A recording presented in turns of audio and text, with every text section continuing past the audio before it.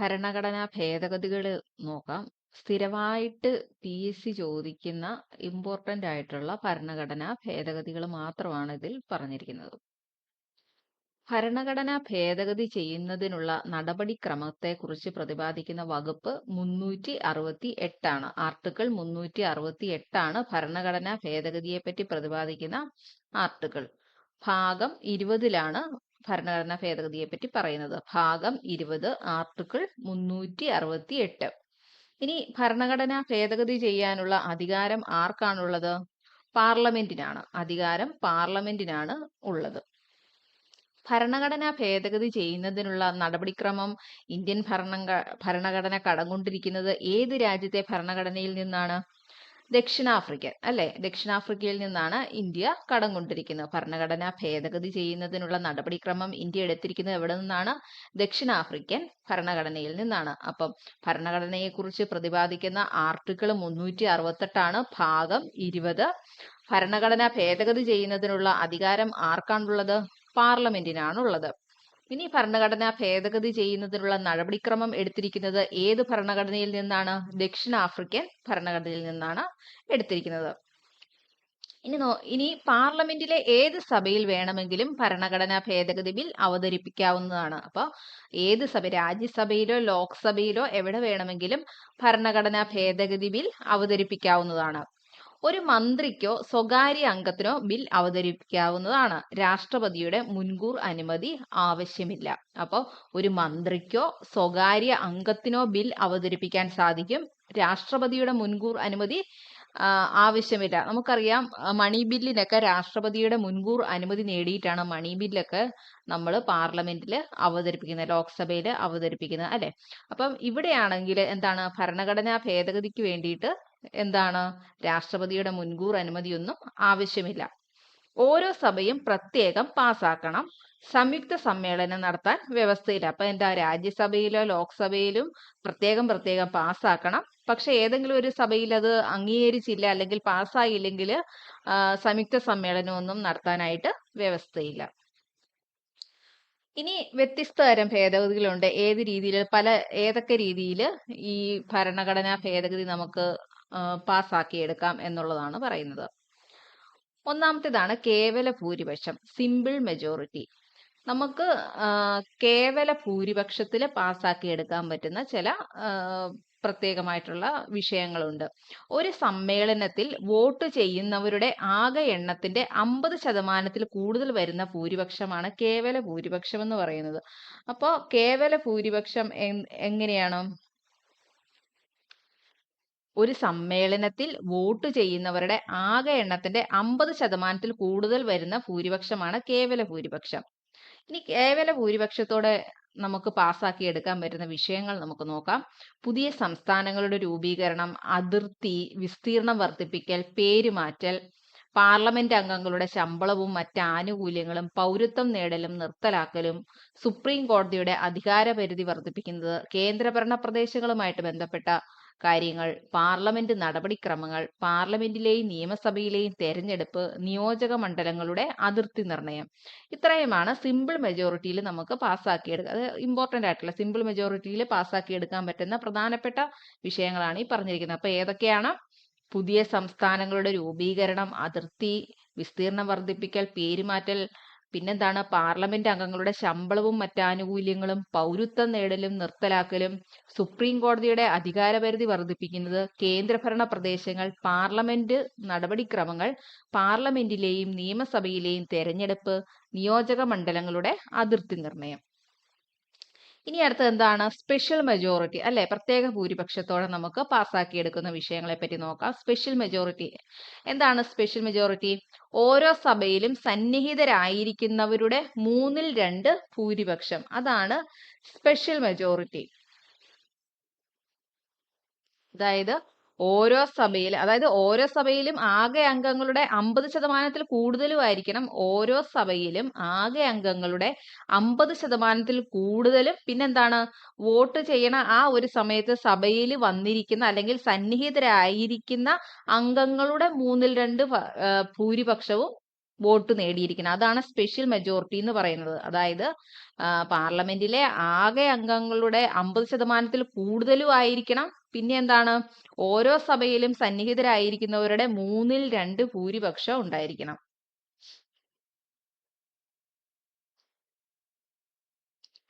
ഇനി ആ സ്പെഷ്യൽ മെജോറിറ്റിയോടെ നമ്മൾ പാസ്സാക്കുന്ന വിഷയങ്ങൾ എന്തൊക്കെയാണ്? മൗലികാവകാശങ്ങൾ സംബന്ധിച്ചതും നിർദ്ദേശക തത്വങ്ങളും. അപ്പം മൗലികാവകാശങ്ങളും നിർദ്ദേശക തത്വങ്ങളും നമുക്ക് ഭേദഗതി വരുത്തണമെങ്കിൽ സ്പെഷ്യൽ മെജോറിറ്റി ആവശ്യമാണ്.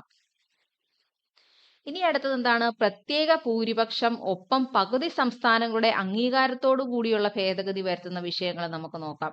പ്രത്യേക ഭൂരിപക്ഷവും വേണം, അതിന്റെ ഒപ്പം എന്ത് വേണം? പകുതി സംസ്ഥാനങ്ങളുടെ അംഗീകാരവും കൂടി വേണം. എങ്കിലേ ഈ വിഷയങ്ങൾ നമുക്ക് പാസ്സാക്കിയെടുക്കാൻ സാധിക്കത്തുള്ളൂ. അത് ഏതൊക്കെയാണെന്ന് നോക്കാം. പ്രസിഡന്റ് തെരഞ്ഞെടുപ്പ്, യൂണിയൻ സ്റ്റേറ്റ് എക്സിക്യൂട്ടീവ് അധികാരങ്ങൾ, സുപ്രീം കോടതി ഹൈക്കോടതിയെ സംബന്ധിച്ച വിഷയങ്ങൾ, GST കൗൺസില്, പിന്നെ 7ാം ഷെഡ്യൂളിൽ ഉൾപ്പെട്ടിരിക്കുന്ന ലിസ്റ്റുകൾ. ഇതൊക്കെ എന്താണ്? അത് ഇമ്പോർട്ടന്റ് ആയിട്ടുള്ള മാത്രമേ പറഞ്ഞിട്ടുള്ളൂ. പ്രത്യേക ഭൂരിപക്ഷവും പിന്നെ പകുതി സംസ്ഥാനങ്ങളുടെ അംഗീകാരത്തോടും കൂടിയുള്ള ഭേദഗതികൾ ഏതൊക്കെയാണ്? പ്രസിഡന്റ് തെരഞ്ഞെടുപ്പ്, പിന്നെ എന്താണ്? യൂണിയൻ സ്റ്റേറ്റ് എക്സിക്യൂട്ടീവ് അധികാരങ്ങളുണ്ട്, സുപ്രീം കോടതി ഹൈക്കോടതി സംബന്ധിച്ചുള്ള കാര്യങ്ങൾ, യൂണിയൻ GST കൗൺസില്, പിന്നെ 7ാം ഷെഡ്യൂളിൽ ഉൾപ്പെട്ടിരിക്കുന്ന ലിസ്റ്റുകൾ. ഇതൊക്കെയാണ്. പിന്നെ പാർലമെന്റിലെ സംസ്ഥാനങ്ങളുടെ പ്രാതിനിധ്യത്തെ സംബന്ധിച്ച്, പിന്നെ ഭരണഘടന ഭേദഗതി ചെയ്യുന്നതിനുള്ള പാർലമെന്റിന്റെ അധികാരത്തെ സംബന്ധിച്ച് എന്തെങ്കിലും നിയമം പാസ്സാക്കണമെങ്കിൽ അതൊക്കെ പ്രത്യേക ഭൂരിപക്ഷവും അതിനൊപ്പം പകുതി സംസ്ഥാനങ്ങളുടെ അംഗീകാരവും കൂടി ആവശ്യമാണ്. ഇനി നമുക്ക് ഓരോ ഭേദഗതികൾ നോക്കാം. ഇമ്പോർട്ടന്റ് ആയിട്ട് എപ്പോഴും PSC ചോദിക്കുന്ന ഇമ്പോർട്ടന്റ് ആയിട്ടുള്ള ഭേദഗതികൾ മാത്രമേ ഇവിടെ പറയുന്നുള്ളൂ. ഒന്നാം ഭേദഗതി 1951 ഒന്നാമത്തെ ഭരണഘടനാ ഭേദഗതി നടന്നത്. അതില് എന്താണ് ചെയ്തത്? 9ാം ഷെഡ്യൂൾ കൂട്ടിച്ചേർത്തു. 9ാമത്തെ പട്ടിക കൂട്ടിച്ചേർത്തു. 9ാമത്തെ പട്ടികയിൽ എന്താണ് പറയുന്നത്? അത് ഭൂപരിഷ്കരണ നിയമങ്ങളൊക്കെ ഉൾപ്പെട്ടിരിക്കുന്ന ഒരു ഭൂപരിഷ്കരണ നിയമമാണ് 9ാം പട്ടികയിൽ പറഞ്ഞിരിക്കുന്നത്. അടിയന്തരാവസ്ഥ സമയത്ത് അഭിപ്രായ സ്വാതന്ത്ര്യത്തിന് നിയന്ത്രണം ഏർപ്പെടുത്താൻ വ്യവസ്ഥ ചെയ്തു. പിന്നെ ഒന്നാം ഭരണഘടനാ ഭേദഗതിയിൽ എന്താണ് പറഞ്ഞിരിക്കുന്നത്? അടിയന്തരാവസ്ഥ സമയത്ത് അഭിപ്രായ സ്വാതന്ത്ര്യത്തിന് നിയന്ത്രണം ഏർപ്പെടുത്താൻ വ്യവസ്ഥ ചെയ്തു. പിന്നെ ആ സമയത്തെ 1951 ഈ ഒന്നാം ഭേദഗതി നടക്കുന്ന സമയത്ത് പ്രധാനമന്ത്രി ആരായിരുന്നു? ജവഹർലാൽ നെഹ്റു ആണ്. പ്രസിഡന്റ് ഡോക്ടർ രാജേന്ദ്ര പ്രസാദുമാണ്. അടുത്താണ് ഏറ്റവും ഇമ്പോർട്ടന്റ് ആയിട്ടുള്ളത് 42ാം ഭരണഘടനാ ഭേദഗതി. 42ാം ഭരണഘടനാ ഭേദഗതി എന്നാണ് നിലവിൽ വന്നത്? 1976 നിലവിൽ വന്നതല്ല, എന്നാണത് പാസ്സാക്കിയത്? 1976 നിലവിൽ വന്നത് 77 അപ്പൊ 42ാം ഭേദഗതി 1976 പിന്നെന്താണ്? മിനി ഭരണഘടന എന്നറിയപ്പെടുന്നു, മിനി കോൺസ്റ്റിറ്റ്യൂഷൻ എന്നറിയപ്പെടുന്നു. നിലവിൽ വന്നത് 1977 ജനുവരി 3 ഈ 42ാം ഭരണഘടനാ ഭേദഗതി നിലവിൽ വന്നത് എന്താണ്, അല്ലെങ്കിൽ പ്രാബല്യത്തിൽ വന്നത് എന്നാണ്? 1977 ജനുവരി 3 ഇനി ഏത് കമ്മിറ്റിയുടെ ശുപാർശ പ്രകാരമാണ് ഇത് നിലവിൽ വന്നത്? സ്വരൺ സിംഗ് കമ്മിറ്റി. 42ാം ഭരണഘടനാ ഭേദഗതി ഏത് കമ്മിറ്റിയുടെ ശുപാർശ പ്രകാരമാണ് ഇത് വന്നത്? സ്വരൺ സിംഗ് കമ്മിറ്റിയുടെ ശുപാർശ പ്രകാരം വന്നതാണ്. പിന്നെ ഏറ്റവും ഇമ്പോർട്ടന്റ് ആയിട്ടുള്ള ഒരു പോയിന്റ് ഏതാണ്? ഭരണഘടനയുടെ ആമുഖത്തിൽ സോഷ്യലിസ്റ്റ്, സെക്കുലർ, ഇന്റഗ്രിറ്റി എന്നീ വാക്കുകൾ കൂട്ടിച്ചേർത്തു. ഭരണഘടനയുടെ ആമുഖത്തിൽ എന്തൊക്കെ കൂട്ടിച്ചേർത്തു? സോഷ്യലിസ്റ്റ്, സെക്കുലർ, ഇന്റഗ്രിറ്റി എന്നീ വാക്കുകൾ കൂട്ടിച്ചേർത്തു. പിന്നെ എന്താണ് ഇമ്പോർട്ടന്റ് ആയിട്ടുള്ളത്? 10 മൗലിക കടമകൾ കൂട്ടിച്ചേർത്തു അല്ലെ? ഭാഗം 4A ആർട്ടിക്കിൾ 51A 10 മൗലിക കടമകൾ കൂട്ടിച്ചേർത്ത ഭരണഘടനാ ഭേദഗതി ഏതാണ്? 42ാം ഭരണഘടനാ ഭേദഗതി 1976 ഭാഗം 4A ആർട്ടിക്കിൾ ഏതാണ്? 51A. ലോക്സഭയുടെയും സംസ്ഥാന അസംബ്ലികളുടെയും കാലാവധി 5 വർഷത്തിൽ നിന്ന് 6 വർഷമായി ഉയർത്തി. അപ്പൊ എന്താണ്? ലോക്സഭയുടെയും സംസ്ഥാന അസംബ്ലികളുടെയും കാലാവധി 5 വർഷത്തിൽ നിന്ന് എത്ര വർഷമായിട്ട് ഉയർത്തി? 6 വർഷമായിട്ട് ഉയർത്തി. 5 വിഷയങ്ങളെ സംസ്ഥാന ലിസ്റ്റിൽ നിന്ന് കൺകറന്റ് ലിസ്റ്റിലോട്ട് മാറ്റിയ ഭേദഗതിയും 42ാം ഭരണഘടനാ ഭേദഗതിയാണ്. 5 വിഷയങ്ങളെ സംസ്ഥാന ലിസ്റ്റിൽ നിന്ന് കൺകറന്റ് ലിസ്റ്റിലേക്ക് മാറ്റി. ഇനി അത് ഏതൊക്കെയാണ് ആ വിഷയങ്ങളും നോക്കാം. വിദ്യാഭ്യാസം, വനം, അളവ് തൂക്കം, നീതിന്യായ ഭരണം, വന്യമൃഗങ്ങളുടെയും പക്ഷികളുടെയും സംരക്ഷണം. അപ്പൊ ഏതൊക്കെ വിഷയങ്ങളാണ് സ്റ്റേറ്റ് ലിസ്റ്റിൽ നിന്നും കൺകറന്റ് ലിസ്റ്റിലോട്ട് മാറ്റിയത്? വിദ്യാഭ്യാസം, വനം, അളവ് തൂക്കം, നീതിന്യായ ഭരണം, വന്യമൃഗങ്ങളുടെയും പക്ഷികളുടെയും സംരക്ഷണം. അപ്പൊ ഏതാണ് ഭരണഘടനാ ഭേദഗതി? 42ാം ഭരണഘടനാ ഭേദഗതി 1976. ഇനി ആ സമയത്ത് പ്രധാനമന്ത്രി ആരായിരുന്നു? ഇന്ദിരാഗാന്ധി, പ്രസിഡന്റ് ഫക്രുദ്ദീൻ അലി അഹമ്മദ്. പ്രധാനമന്ത്രി ഇന്ദിരാഗാന്ധിയും പ്രസിഡന്റ് ഫക്രുദ്ദീൻ അലി അഹമ്മദുമാണ് ആയിരുന്നു. ഇനി 44ാം ഭരണഘടനാ ഭേദഗതി 1978. 44ാം ഭരണഘടനാ ഭേദഗതി നിലവിൽ വന്നത് 1978ലാണ്. ഇതിലെ ഏറ്റവും ഇമ്പോർട്ടന്റ് ആയിട്ടുള്ള പോയിന്റ് ഏതാണ്? സ്വത്തവകാശത്തെ മൗലികാവകാശങ്ങളുടെ പട്ടികയിൽ നിന്നും നീക്കം ചെയ്ത ഭരണഘടനാ ഭേദഗതിയാണ് 44. സ്വത്തവകാശത്തെ മൗലികാവകാശങ്ങളുടെ പട്ടികയിൽ നിന്നും നീക്കം ചെയ്ത ഭരണഘടനാ ഭേദഗതിയാണ് 44ാം ഭരണഘടനാ ഭേദഗതി 1978. പിന്നെന്താണ്? 12ാം ഭാഗത്തിൽ കൂട്ടിച്ചേർത്തു അല്ലെ? പിന്നീട് 12ാം ഭാഗത്തിലാണ് കൂട്ടിച്ചേർത്തത്. ആർട്ടിക്കിൾ ഏതാണ്? 300A. 12ാം ഭാഗത്തില് കൂട്ടിച്ചേർത്ത ആർട്ടിക്കിൾ ഏതാണ്? 300A. സ്വത്തവകാശവുമായിട്ട് ബന്ധപ്പെട്ട് കൂട്ടിച്ചേർത്ത ആർട്ടിക്കിൾ ആണ് 300A. ഭേദഗതി വരുത്തിയ ഷെഡ്യൂള് 9. ഭേദഗതി വരുത്തിയ ഷെഡ്യൂള് 9 ആണ്. ആർട്ടിക്കിൾ 352 അനുസരിച്ച് എമർജൻസി പ്രഖ്യാപിക്കാനുള്ള കാരണങ്ങളിലൊന്നായിരുന്നു ആഭ്യന്തര കലഹം എന്നത് മാറ്റി പകരം എന്താക്കി? സായുധ വിപ്ലവം എന്ന വാക്ക് കൂട്ടിച്ചേർത്തു. 44ാം ഭരണഘടനാ ഭേദഗതി പ്രകാരം ആർട്ടിക്കിൾ 352 അനുസരിച്ച് എമർജൻസി പ്രഖ്യാപിക്കാനുള്ള കാരണങ്ങളിലൊന്നായിരുന്ന ആഭ്യന്തര കലഹം എന്നത് മാറ്റി പകരം സായുധ വിപ്ലവം എന്ന വാക്ക് കൂട്ടിച്ചേർത്തു. പിന്നെന്താണ്? 352-ൽ ക്യാബിനറ്റ് എന്ന പദം കൂട്ടിച്ചേർത്തു. അപ്പൊ ക്യാബിനറ്റ് എന്ന പദം കൂട്ടിച്ചേർത്ത ഭരണഘടനാ ഭേദഗതിയും ഏതാണ്? 44ാം ഭരണഘടനാ ഭേദഗതിയാണ്. പിന്നെ ലോക്സഭയുടെയും സംസ്ഥാന നിയമസഭയുടെയും കാലാവധി 6 വർഷത്തിൽ നിന്നും 5 വർഷമാക്കി മാറ്റി. 42ാം ഭരണഘടനാ ഭേദഗതി പ്രകാരം 5 വർഷം എന്നുള്ളത് 6 വർഷമാക്കിയായിരുന്നു. അതിനുശേഷം 44ാം ഭരണഘടനാ ഭേദഗതിയിൽ അതെന്ത് ചെയ്തു? തിരിച്ചാക്കി. 6 വർഷത്തിൽ നിന്ന് 5 വർഷത്തേക്കാക്കി വീണ്ടും മാറ്റി. മന്ത്രിസഭയുടെയും രേഖമൂലമുള്ള ശുപാർശയിൽ മാത്രമേ ദേശീയ അടിയന്തരാവസ്ഥ രാഷ്ട്രപതി പ്രഖ്യാപിക്കാൻ പാടുള്ളൂ എന്ന മാറ്റം കൊണ്ടുവന്നു. അപ്പൊ എന്താണ്? മന്ത്രിസഭയുടെ രേഖാമൂലമുള്ള ശുപാർശയിൽ മാത്രമേ ദേശീയ അടിയന്തരാവസ്ഥ രാഷ്ട്രപതി പ്രഖ്യാപിക്കാൻ പാടുള്ളൂ എന്ന മാറ്റം കൊണ്ടുവന്നു.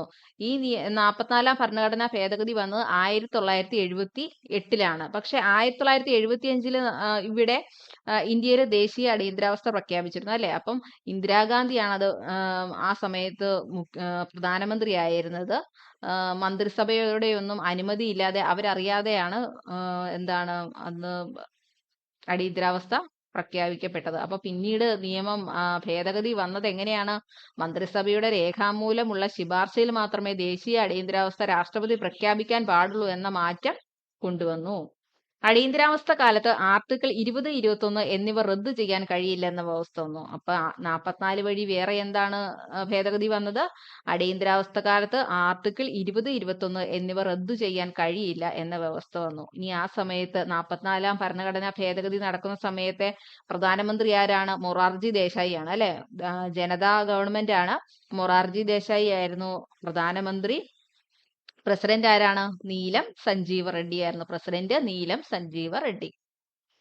ഇനി 52ാം ഭരണഘടനാ ഭേദഗതി നോക്കാം. 52ാം ഭരണഘടനാ ഭേദഗതി നടന്നത് 1985-ലാണ്. 52ാം ഭരണഘടനാ ഭേദഗതി 1985-ലാണ് നടപ്പായത്. കൂറുമാറ്റ നിരോധന നിയമം കൊണ്ടുവന്ന ഭേദഗതി. അപ്പൊ 52ാം ഭരണഘടനാ ഭേദഗതി എന്താണ് ഭേദഗതി കൊണ്ടുവന്നത്? കൂറുമാറ്റ നിരോധന നിയമം കൊണ്ടുവന്ന ഭേദഗതിയാണ്. പാർലമെന്റ് അംഗങ്ങൾ, സംസ്ഥാന നിയമസഭാംഗങ്ങൾ എന്നിവരുടെ അയോഗ്യതയെക്കുറിച്ച് പ്രതിപാദിക്കുന്നു. അപ്പൊ 52ാം ഭരണഘടനാ ഭേദഗതി എന്താണ് പറയുന്നത്? പാർലമെന്റ് അംഗങ്ങളുടെയും സംസ്ഥാന നിയമസഭാ അംഗങ്ങളുടെയും അയോഗ്യതയെക്കുറിച്ച് പ്രതിപാദിക്കുന്നു. ആർട്ടിക്കിൾ 102 പാർലമെന്റ് അംഗങ്ങളുടെ അയോഗ്യത, ആർട്ടിക്കിൾ 191 നിയമസഭാ അംഗങ്ങളുടെ അയോഗ്യത. അപ്പൊ ആർട്ടിക്കിൾ 102 പാർലമെന്റ് അംഗങ്ങളുടെ അയോഗ്യത, ആർട്ടിക്കിൾ 191 നിയമസഭാ അംഗങ്ങളുടെ അയോഗ്യതയെ പറ്റി പറയുന്നു. പിന്നെ 10ാമത്തെ ഷെഡ്യൂൾ കൂട്ടിച്ചേർത്തു. 10ാമത്തെ ഷെഡ്യൂൾ കൂട്ടിച്ചേർത്ത ഭരണഘടനാ ഭേദഗതി ഏതാണ്? 52. 10ാമത്തെ ഷെഡ്യൂൾ കൂട്ടിച്ചേർത്ത ഭരണഘടനാ ഭേദഗതി 52. ഇനി എന്താണ് കൂറുമാറ്റ നിരോധന നിയമം എന്ന് നോക്കാം.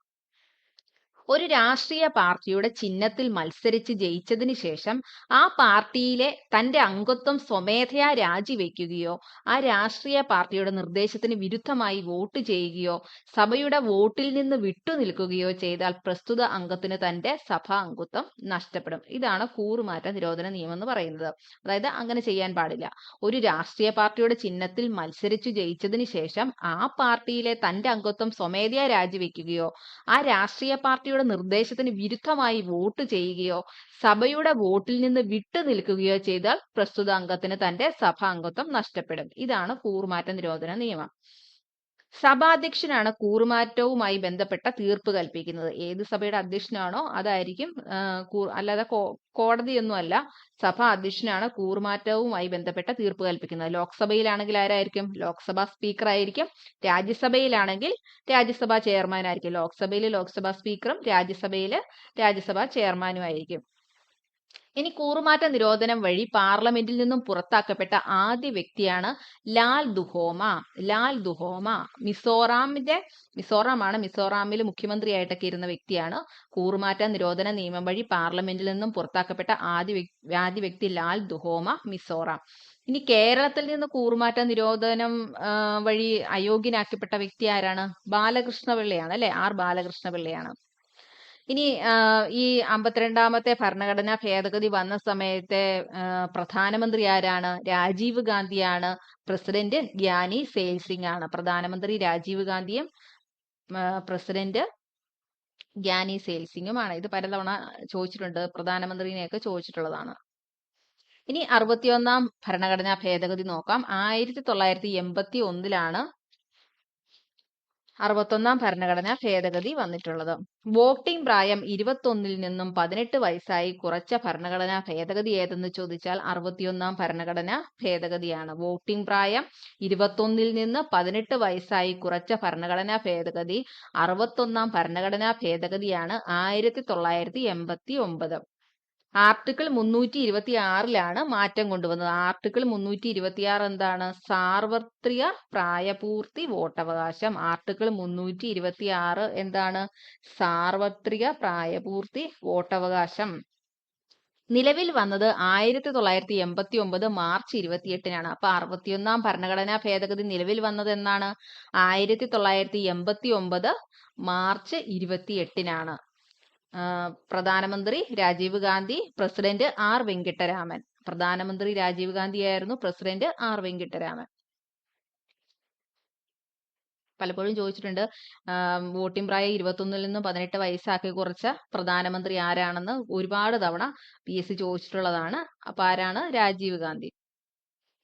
ഇനി അടുത്തത് 73ാം ഭരണഘടനാ ഭേദഗതിയാണ്. 1992 വന്നിരിക്കുന്നത്. പഞ്ചായത്ത് രാജുമായിട്ട് ബന്ധപ്പെട്ടിട്ടുള്ള ഭരണഘടനാ ഭേദഗതിയാണ് 73ാം ഭരണഘടനാ ഭേദഗതി. അത് പ്രത്യേക ഒരു ടോപ്പിക്കാണ്, ഒരുപാട് വലിയൊരു ടോപ്പിക്കാണ്, ഒരുപാട് പഠിക്കാനുണ്ട് അതിനെപ്പറ്റി. ഇതിനകത്ത് ഇപ്പൊ ചെറുതായിട്ട് കുറച്ച് കാര്യങ്ങൾ പറയുന്നേ ഉള്ളൂ. 73ാം ഭരണഘടനാ ഭേദഗതി 1992 പാസ്സാക്കപ്പെട്ടത്. പഞ്ചായത്ത് രാജ് ആക്ടുമായിട്ട് ബന്ധപ്പെട്ടിരിക്കുന്നു. പഞ്ചായത്ത് രാജിന് ഭരണഘടനാ സാധുത നൽകിയ ഭരണഘടനാ ഭേദഗതിയാണ് 73ാം ഭരണഘടനാ ഭേദഗതി. പഞ്ചായത്ത് രാജിന് ഭരണഘടനാ സാധുത നൽകിയ ഭരണഘടനാ ഭേദഗതിയാണ് 73ാം ഭരണഘടനാ ഭേദഗതി. വർഷം 1992. 11ാം പട്ടിക ഭരണഘടനയിൽ കൂട്ടിച്ചേർത്തു. അപ്പം 73ാം ഭരണഘടനാ ഭേദഗതി വഴി കൂട്ടിച്ചേർത്ത പട്ടിക എത്രയാണ്? 11ാമത്തെ പട്ടിക. ആർട്ടിക്കിൾ 243 മുതൽ 243O വരെ ഭാഗം 9 കൂട്ടിച്ചേർത്തു. അപ്പം ഏതാണ് കൂട്ടിച്ചേർത്തിരിക്കുന്ന ആർട്ടിക്കിൾ? 9ാം ഭാഗത്തില് ആർട്ടിക്കിൾ 243 മുതൽ 243O വരെയാണ് കൂട്ടിച്ചേർത്തത്. ഇനി അടുത്തത് 74 ഭരണഘടനാ ഭേദഗതിയാണ്. വർഷം 1992 തന്നെയാണ്. നഗരപാലികാ നിയമം, മുനിസിപ്പാലിറ്റി നിയമം എന്നിങ്ങനെ അറിയപ്പെടുന്ന ഭേദഗതിയാണ് 74 ഭരണഘടനാ ഭേദഗതി. 1992 74 ഭരണഘടനാ ഭേദഗതി എങ്ങനെയാണ് അറിയപ്പെടുന്നത്? നഗരപാലികാ നിയമം അല്ലെങ്കിൽ മുനിസിപ്പാലിറ്റി നിയമം എന്നിങ്ങനെ അറിയപ്പെടുന്നു. ഭാഗം 9A ഭരണഘടനയിൽ കൂട്ടിച്ചേർത്തു. 73 ഭരണഘടനാ ഭേദഗതി 9 കൂട്ടിച്ചേർത്തു. 74 ഭരണഘടനാ ഭേദഗതി എന്താണ് കൂട്ടിച്ചേർത്തത്? ഭാഗം 9A. അപ്പൊ ആർട്ടിക്കിൾ എവിടെ മുതലായിരിക്കും? പഞ്ചായത്ത് രാജിന്റെ കഴിഞ്ഞുള്ള ആർട്ടിക്കിൾ അല്ലെ? ആർട്ടിക്കിൾ 243 മുതൽ 243 G വരെ. അപ്പൊ ആർട്ടിക്കിൾ 243 മുതൽ 243 വരെ എന്തിനെ പറ്റിയാണ് പറഞ്ഞിരിക്കുന്നത്? നഗരപാലികയെ പറ്റിയാണ് പറഞ്ഞിരിക്കുന്നത്.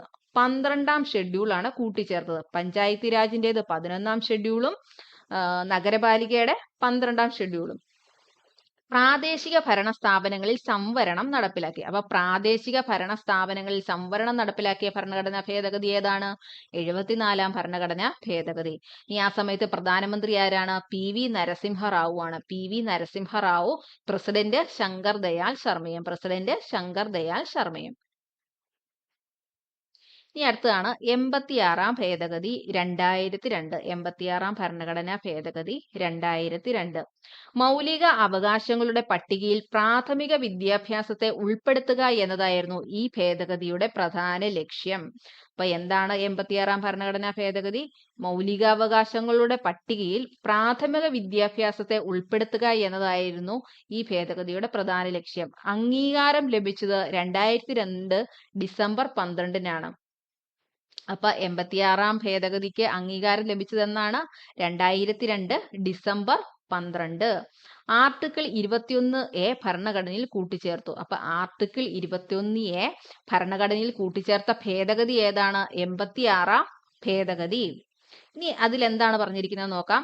6 വയസ്സ് മുതൽ 14 വയസ്സ് വരെയുള്ള കുട്ടികൾക്ക് സൗജന്യവും നിർബന്ധിതവുമായ വിദ്യാഭ്യാസം നൽകേണ്ടത് സ്റ്റേറ്റിന്റെ കടമയും കുട്ടികളുടെ മൗലിക അവകാശവുമായി. അപ്പൊ 21A എന്ന് പറയുന്നത് എന്താണ്? ആർട്ടിക്കിളിൽ എന്താണ് പറയുന്നത്?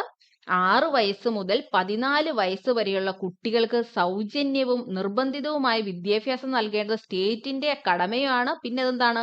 കുട്ടികൾക്ക് അതൊരു മൗലിക അവകാശമാണ്. കുട്ടികളുടെ മൗലിക അവകാശമാണ് വിദ്യാഭ്യാസം. 14 വയസ്സ് വരെയുള്ള കുട്ടികളുടെ മൗലിക അവകാശമാണ് നിർബന്ധമായിട്ടും സൗജന്യ വിദ്യാഭ്യാസം ലഭിക്കുക എന്നുള്ളത്. ഇനി ആർട്ടിക്കിൾ 45 ഭേദഗതി വരുത്തി. ആർട്ടിക്കിൾ 45 ഭേദഗതി വരുത്തി. അത് പ്രകാരം എന്താണ് പറയുന്നത്? ആർട്ടിക്കിൾ 45 വകുപ്പ് പ്രകാരം എല്ലാ കുട്ടികൾക്കും അവർക്ക് 6 വയസ്സ് തികയുന്നത് വരെ പരിചരണവും വിദ്യാഭ്യാസവും നൽകേണ്ടത് രാഷ്ട്രത്തിന്റെ കടമയാണെന്ന് പറയുന്നു. അപ്പൊ ആർട്ടിക്കിൾ 45 വരുന്ന നിർദ്ദേശക തത്വങ്ങളിലാണ് വരുന്നത്. അപ്പൊ 45 പ്രകാരം എന്താണ്? എല്ലാ കുട്ടികൾക്കും അവർക്ക് 6 വയസ്സ് തികയുന്നത് വരെ പരിചരണവും വിദ്യാഭ്യാസവും നൽകേണ്ടത് രാഷ്ട്രത്തിന്റെ കടമയാണെന്ന് പറയുന്നു. ആർട്ടിക്കിൾ 51A ഭേദഗതി വരുത്തി 11ാമതായി ഒരു മൗലിക കടമ കൂടി കൂട്ടിച്ചേർത്തു. അപ്പൊ എന്താണ്? ആർട്ടിക്കിൾ 51A ഭേദഗതി വരുത്തി 11ാമതായിട്ട് ഒരു മൗലിക കടമ കൂടി കൂട്ടിച്ചേർത്തു. ഇതനുസരിച്ച് 6-നും 14-നും ഇടയിലുള്ള കുട്ടികൾക്ക് വിദ്യാഭ്യാസം ചെയ്യുന്നതിനുള്ള അവസരം ഒരുക്കി കൊടുക്കേണ്ടത് ഓരോ രക്ഷിതാവിന്റെയും കടമയായി മാറി. അപ്പൊ മൗലിക കടമ 11ാമത്തെ മൗലിക കടമ എന്താണ്? 6-നും 14-നും ഇടയിലുള്ള കുട്ടികൾക്ക് വിദ്യാഭ്യാസം ചെയ്യുന്നതിനുള്ള അവസരം ഒരുക്കി കൊടുക്കേണ്ടത് ഓരോ രക്ഷിതാവിന്റെയും കടമയാണ്. ഇനി ഈ 86 ഭരണഘടനാ ഭേദഗതി സമയത്ത് പ്രധാനമന്ത്രി AB വാജ്പേയി ആണ്. President APJ Abdul Kalam. AB Vajpayee, APJ Abdul Kalam. അടുത്തത് 101 ഭേദഗതിയാണ് 2016 വന്നത്. 101 ഭേദഗതിയുടെ പ്രതിപാദ്യം എന്ന് പറയുന്നത് GST ആണ്. GSTയുമായിട്ട് ബന്ധപ്പെട്ട ഭേദഗതിയാണ് 101 ഭേദഗതി. 2016 ഈ ഭേദഗതി വന്നത്. 122ാമത് ബില്ലാണ്. GSTയുടെ ബില്ല് എത്രാമത്തെ ബില്ലാണ്? 122ാമത് ബില്ലാണ്. പ്രസിഡന്റിന്റെ അംഗീകാരം ലഭിച്ചത് 2016 സെപ്റ്റംബർ 8-നാണ്. അപ്പൊ GST ബില്ലിന് പ്രസിഡന്റിന്റെ അംഗീകാരം ലഭിച്ചത് എന്നാണ്? 2016 സെപ്റ്റംബർ 8. GST നിലവിൽ വന്ന എന്താണ്?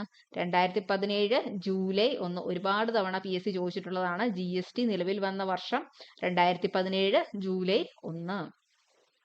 GSTയുമായി ബന്ധപ്പെട്ട് കൂട്ടിച്ചേർത്ത അനുച്ഛേദങ്ങൾ ഏതൊക്കെയാണ്? 246A, 269A. അപ്പൊ GSTയുമായി ബന്ധപ്പെട്ട് കൂട്ടിച്ചേർത്ത അനുച്ഛേദങ്ങൾ എന്ന് പറയുന്നത് 246A, 269A. GST കൗൺസിലുമായി ബന്ധപ്പെട്ട് കൂട്ടിച്ചേർത്ത അനുച്ഛേദം 279A. എല്ലാം A ആണ് വരുന്നത്, എല്ലാം A കൂട്ടിയുള്ളതാണ്. GST കൗൺസിൽ അങ്ങനെയെങ്കിലും ക്വസ്റ്റ്യൻ കണ്ടു കഴിയുമ്പോൾ നമുക്ക് ഊഹിച്ചെഴുതാവുന്നതാണ്. എല്ലാം GST ആയിട്ട് ബന്ധപ്പെട്ട എല്ലാം കൂട്ടിച്ചേർത്തിരിക്കുന്നത് നമ്പറിന്റെ കൂടെ എല്ലാം A വരുന്നുണ്ട്.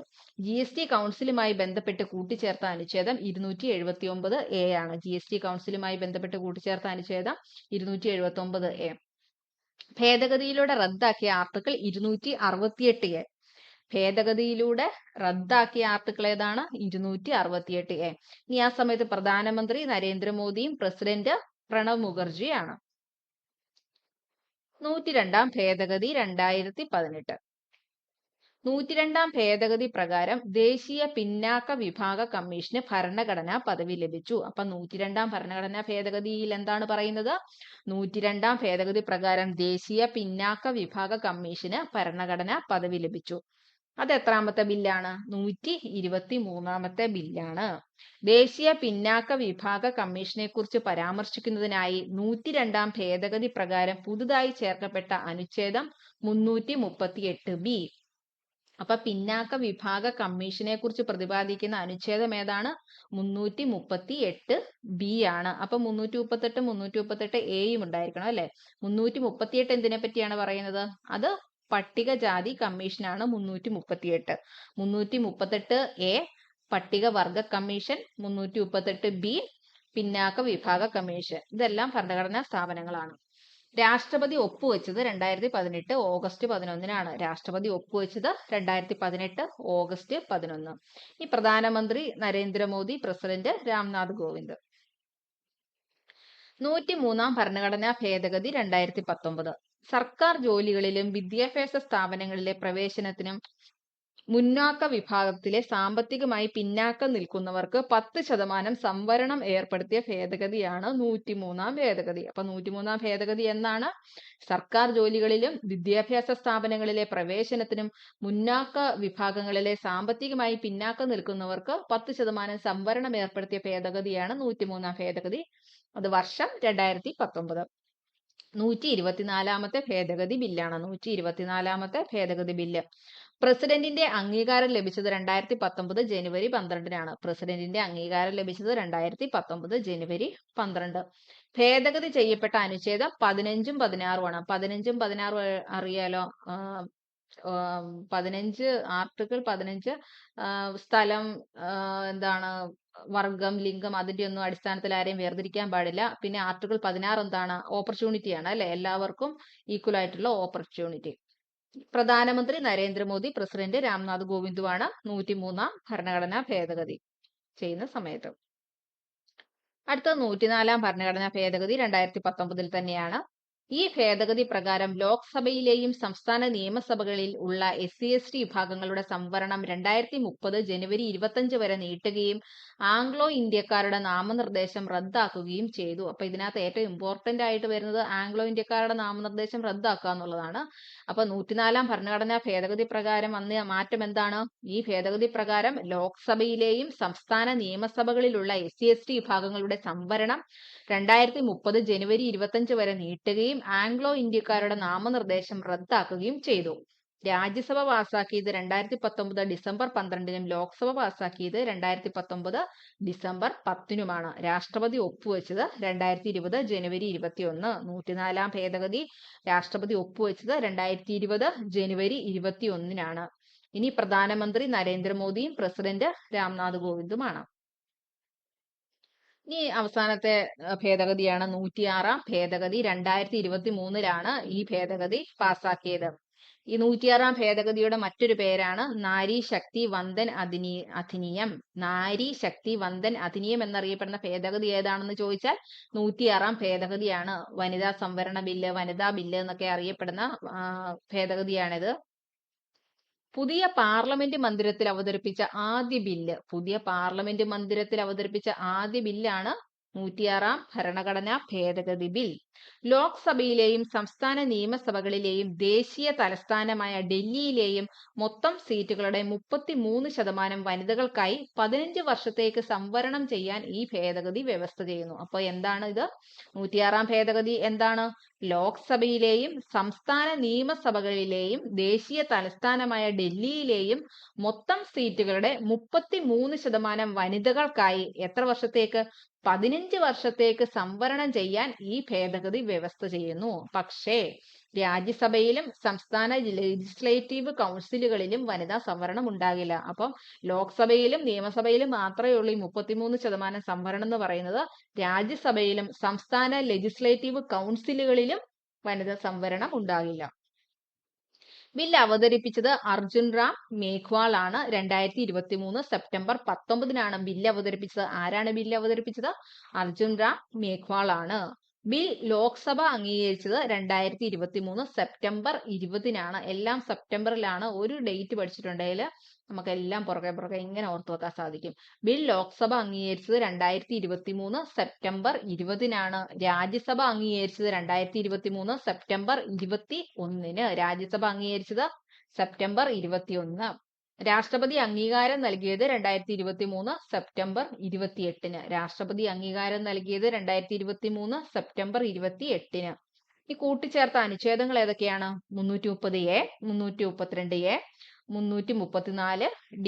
അപ്പൊ ഏതൊക്കെ അനുച്ഛേദങ്ങളാണ് 106 ഭരണഘടനാ ഭേദഗതി വഴി കൂട്ടിച്ചേർത്തത്? 330A, 332A, 334D. ഇനി പ്രധാനമന്ത്രി നരേന്ദ്രമോദിയും പ്രസിഡന്റ് ദ്രൗപദി മുർമു ആണ്. അപ്പൊ അത്രയാണ് പ്രധാനപ്പെട്ട ഭരണഘടനാ ഭേദഗതികൾ.